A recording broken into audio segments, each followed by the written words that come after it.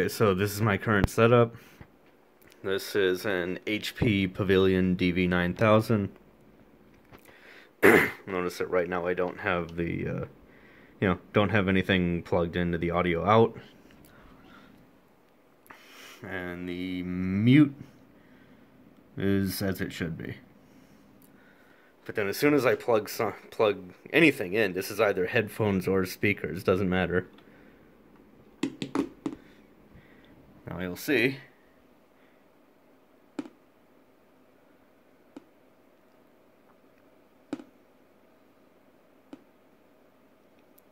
It keeps toggling on and off. And it also makes that that sound that comes out of the speakers. Now, one temporary fix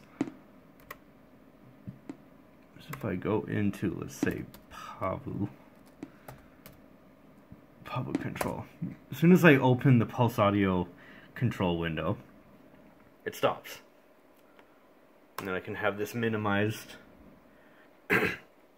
And that temporarily fixes the problem. But then as soon as I close it, as soon as I close this window here,